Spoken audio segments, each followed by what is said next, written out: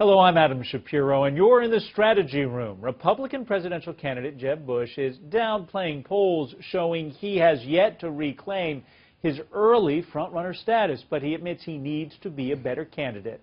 Here with the reaction are political strategists Stephen Sigmund and Brian Morgenstern. Welcome to you both. Let me start with you, Stephen. When you have been the frontrunner and then you fall this early in a presidential campaign election cycle, can you come back, or is this a bad omen? Yeah, you can definitely come back. I mean, witness John McCain in 2008, right? He was a front runner, and then he was dead, and then he ended up being the standard bearer. Or Mitt Romney in 2012 had some pretty significant stumbles. So, look, there's 5-6 months until the first primary. Even there's 14 months until the election. So there's certainly time to come back. His problem is that, one, he's run a bit of a lackluster campaign, but two, he's running in a party that hates politicians, right?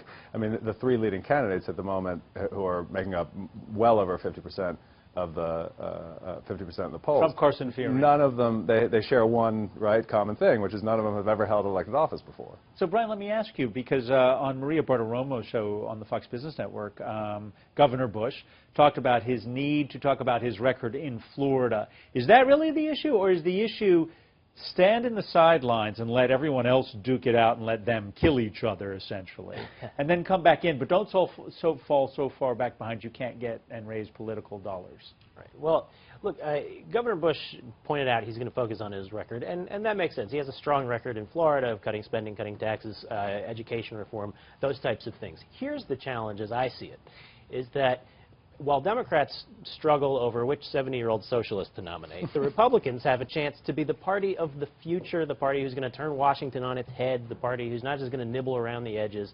And it's hard to do that when nominating someone with the last name of Bush, who is a mild-mannered, nice person. Mm-hmm.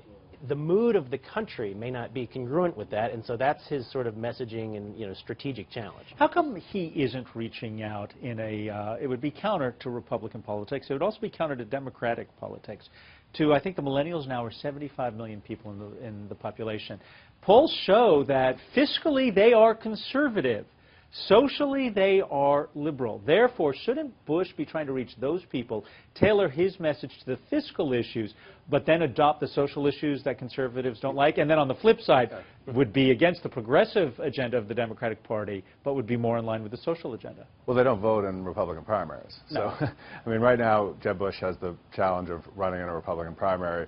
And, look, you see some discussion of him talking about his record and trying to discuss a positive record. John Kasich is doing the same thing. Both of them are making very little headway, right? Because this is not an electorate that wants to hear positive messages. It's an electorate that is responding to a lot of negativity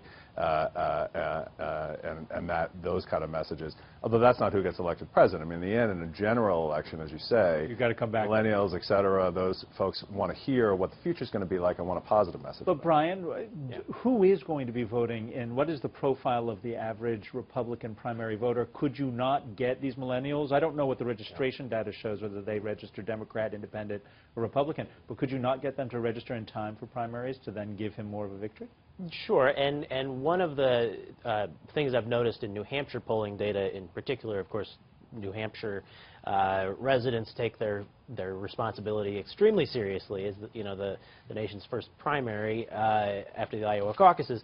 And I've noticed that in the data we're seeing, the number of people saying they're going to attend the caucuses is going up, and more younger voters are planning to attend this time. And I'll add another point to that. The enthusiasm gap is higher among Republicans than it is among Democrats. So the pattern that you're suggesting needs to happen may be happening already. I don't know that it's has a lot to do with the campaigns reaching out, or if it has more to do with just the mood of the country. So what does Bush need to do right now, and then we'll wrap up with this. What does he need to do right now, Brian, first and Stephen, to regain some of the position he's lost to Fiorina and to Trump and to Carson?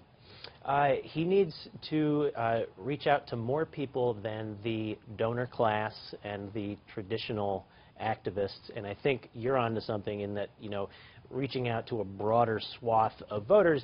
I'm not saying he isn't doing that or that he won't do that. I'm sure he will, because he has the money, the infrastructure to do that, but I think that's what he needs to do. That's probably what he will do. I think he needs to focus on New Hampshire. because that's a place that can turn campaigns around, particularly for Republicans. It did for John McCain, and he needs to focus on his home state of Florida and rebuilding support there. Marco Rubio is causing him some significant problems there, and he needs to run more energetically and engage the three leading Republican opponents now in a much more energetic and much tougher way than just trying to run a positive message, because a positive message doesn't work in a Republican primary this year. Stephen, Brian, I'm going to have to end it there. Thank you both for joining us. You can check out foxnews.com for more on the 2016 presidential race. I'm Adam Shapiro. Thank you for watching.